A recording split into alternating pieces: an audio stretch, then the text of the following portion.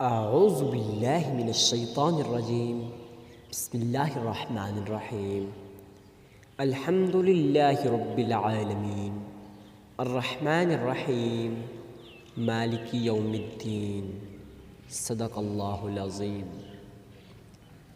میں گواہی دیتا ہوں کہ اللہ ایک ہے اور وہی عبادت کے لائق ہے، اور وہ تمام مخلوق کا پالنے والا خالق، مالک اور رازق بھی ہے۔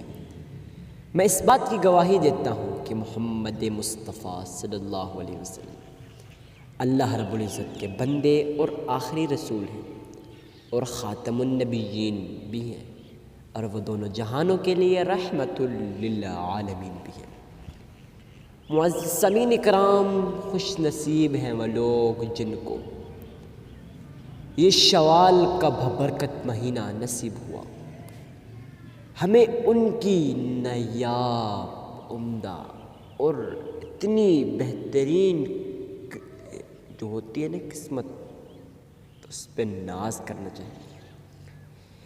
کیوں ناز کرنا چاہیے؟ کہ بھائی ان لوگوں کو شوال کا بابرکت مہینہ نصیب ہوا، اور اس مہینے کے اندر، اس برکتوں والے مہینے کے اندر ان کو یہ نایاب تسبیح کرنے کی توفیق عطا کی گئی۔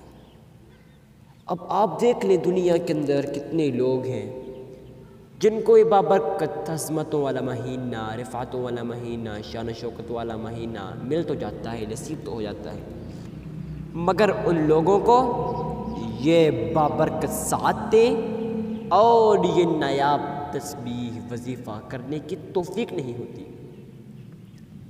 اگر آپ چاہتے ہیں مشکلات سے دوری ہو، مصیبتوں سے دوری ہو، اور آپ کے گھر کے اندر مال و دولت کی فراوانی ہو، تو میرے بھائی کیوں آج اس وظیفے کو مس کر رہے ہیں، ویڈیو کو سکپ کر رہے ہیں؟ ویڈیو کو سکپ مت کیجیے گا، آج اس نایاب وظیفہ کو دیکھیے گا اور سنیے اس وظیفے کے اندر کون سی ایسی خاص بات ہے کہ جس کی وجہ سے میرا رب کریم مولا آپ کی تمام پریشانیوں کو حل کر دیتا ہے، آپ کی تمام مصیبتوں کو حل کر دیتا ہے۔ تو معزز سامعین کرام، شروع کرتے ہیں آج کے اس نایاب، مجرب، آزمودہ اور عمدہ وظیفہ کو۔ آپ نے سب سے پہلے اللہ کے حضور صدقہ دے دینا ہے۔ اب صدقہ دینے سے کیا ہوگا اور صدقہ دینا کتنا ہے، کس کو دینا ہے؟ تو معزز سامعین کرام، آپ نے صدقہ غریب، مسکین، عاجز، فقیر اور لاچار کو دینا ہے۔ اب ان کو کیوں دینا ہے؟ تو معزز سامعین کرام، وہ آپ لوگوں کے صدقے کے محتاج ہوتے ہیں۔ جب آپ لوگ ان کی مدد کرتے ہیں، غریب کی مدد کرتے ہیں، اور آپ مسکین، عاجز لوگوں کی مدد کرتے ہیں، یقیناً میرا رب آپ کی مدد کرتا ہے، آپ کو غیب کے خزانوں سے رزق عطا کرتا ہے، ایسی جگہ سے رزق عطا کرتا ہے جہاں سے آپ کا وہم و گمان بھی نہیں ہوتا۔ معزز سامعین کرام، آپ نے غریب، مسکین، عاجز، فقیر اور لاچار کو صدقہ دینا ہے۔ اب بات آتی ہے کہ صدقہ دینا کتنا ہے۔ معزز سامعین کرام، آپ نے صدقہ اپنی استطاعت کے مطابق دینا ہے۔ اگر آپ کی استطاعت 1 روپے 1 آنے کی ہے، آپ وہ بھی اللہ کی راہ میں خرچ کر سکتے ہیں، اس میں شرمانے کی کیا بات؟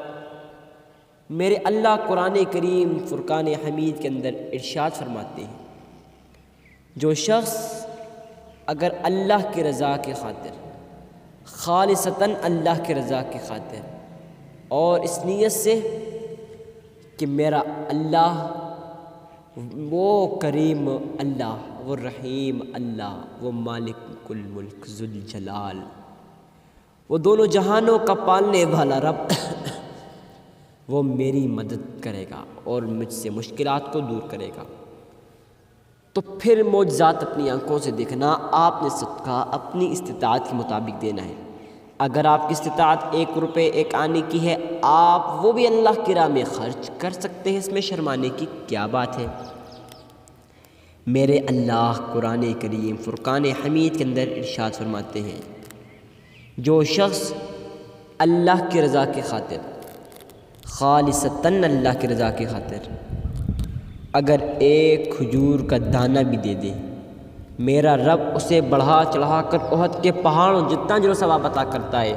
اور جو شخص اللہ کی رضا کی خاطر نہیں بلکہ وہ اس نیت سے کہ لوگ مجھے اللہ کا ولی کہیں، لوگ مجھے متقی کہیں، لوگ مجھے پرہیزگار کہیں، تو وہ اپنا نام بنانے کے لیے اور وہ اس نیت سے صدقہ دے دے کہ بھائی میں بڑا متقی ہوں، میں بڑا پرہیزگار ہوں، تو میرا اللہ اس کے صدقے کو قبول نہیں کرتا۔ اب اس کے صدقے کو قبول کیوں نہیں کرتا؟ وہ صدقہ ریاکاری کی نسبت سے ہوتا ہے، دکھاوے کی نسبت سے ہوتا ہے، اور یہ بات میرا رب پسند نہیں کہ ریاکاری کا صدقہ قبول کرے۔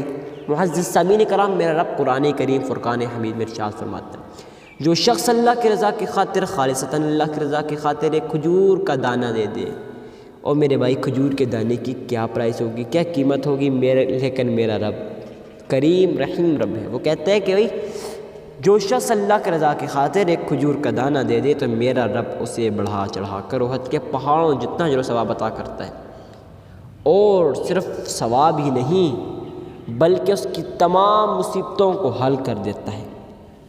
معزز سامعین کرام، اور جو شخص اللہ کی رضا کی خاطر دکھاوے کی نسبت سے، ریاکاری کی نسبت سے اگر وہ احد کے پہاڑوں جتنا سونا چاندی اللہ کی راہ میں خرچ کرے، میرا رب اس کے صدقے کو قبول نہیں کرتا بلکہ اسے قیامت کے روز دردناک عذاب دے گا۔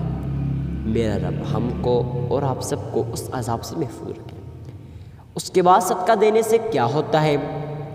معزز سامعین کرام، صدقہ دینے سے آپ کی تمام پریشانیاں حل ہو جاتی ہیں، آپ کی تمام مصیبتیں حل ہو جاتی ہیں، فیوچر کے اندر آپ پہ جو بھی مشکلات بلا آنے والی ہوتی ہے وہ ٹل جاتی ہے۔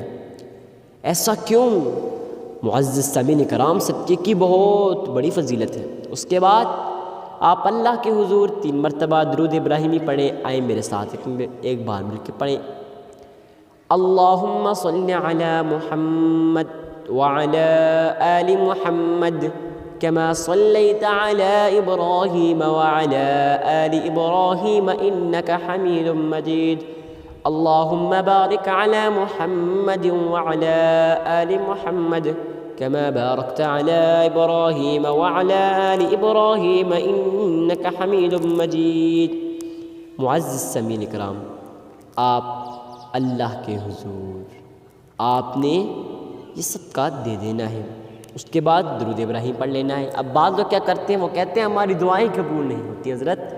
اور بھائی آپ جب قرآن پڑھ رہے ہوتے ہیں آپ کا تلفظ ٹھیک نہیں ہوتا، زبر زیر پیش الٹا پڑھتے ہیں، اور زبر زیر کو الٹا پڑھنے سے آپ کی تمام مصیبتیں، اور بھائی ایک بات آپ کو لازمی عرض کروں کہ زبر زیر قرآن کے اندر ایک لفظ کے زبر زیر الٹا پڑھنے سے اس لفظ کا پورا معنی و مفہوم بدل جاتا ہے، ثواب کے بجائے الٹا عذاب دیا جاتا ہے۔ تو معزز سامعین کرام، اگر آپ کا تلفظ ٹھیک ہے تو آپ پڑھ سکتے ہیں، ورنہ آپ ویڈیو کو پیچھے کر کے 3 مرتبہ سن بھی سکتے ہیں۔ اس کے بعد آپ یہ نایاب تسبیح حسبنا اللہ نعم الوکیل، حسبنا اللہ نعم الوکیل، حسبنا اللہ نعم الوکیل، آپ نے 313 مرتبہ پڑھنی ہے۔ اس کے بعد پھر آپ 3 مرتبہ درود ابراہیمی پڑھیں، عمل مکمل ہو جائے گا۔ تو میرے خیال سے ویڈیو تو آپ کو پکی پسند آئی ہوگی، ویڈیو کو لائک کریں۔ اب لائک کس لیے کریں بھائی؟ لائک اس لیے کریں کہ یہ ویڈیو آپ کے پاس سیو ہو جاتی ہے آپ کے لائبریری کے اندر، پرائیویٹ کے اندر، آپ اسے جس وقت آپ کا دل چاہے وظیفہ کرنے کو آپ اس کو وہاں جا کے دیکھ سکتے ہیں۔ ویڈیو کو ثواب کی نیت سے صدقہ جاریہ سمجھ کر شیئر کرنا مت بھولیے گا۔ والسلام۔